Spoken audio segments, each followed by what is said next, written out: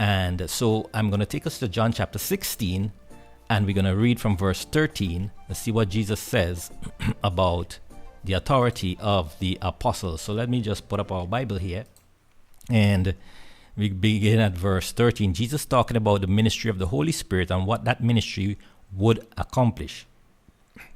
He says, howbeit when he, the Spirit of truth, is come, he will guide you. Now the you here, he's speaking, remember he's speaking to his disciples, right? So he's telling them that the Spirit of truth will guide them into not just partial truth, but all truth. So understand, the disciples were being guided into all truth, all right? The apostles were being guided into all truth. Now he goes on to say, for he, the Holy Spirit, shall not speak of himself, but whatsoever he shall hear, that shall he speak, and he will show you things to come. So notice, he will show the apostles things to come. So not only will they be receiving all truth, they would also be receiving things to come, meaning that they would have knowledge of future events that are pertinent to their circumstances and their contemporary situation.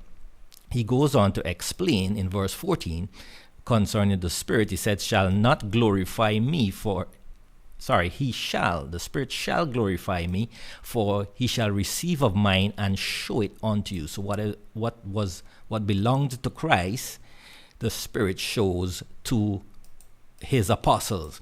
And he explains this now in this way. He says, all things that the Father has are mine.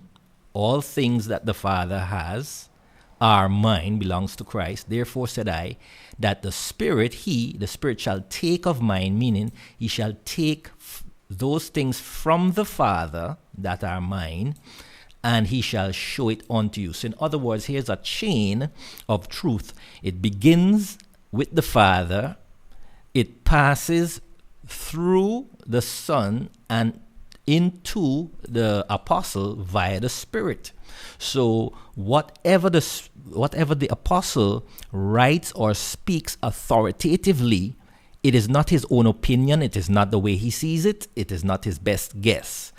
It is not him being sincere and sincerely wrong. No, it is what he has received directly from the Father by revelation through the Spirit. So this establishes the authority of those apostles, that when they wrote and when they spoke authoritatively, they were not giving their own opinion nor their own private interpretation, but they were giving it directly from God the Father.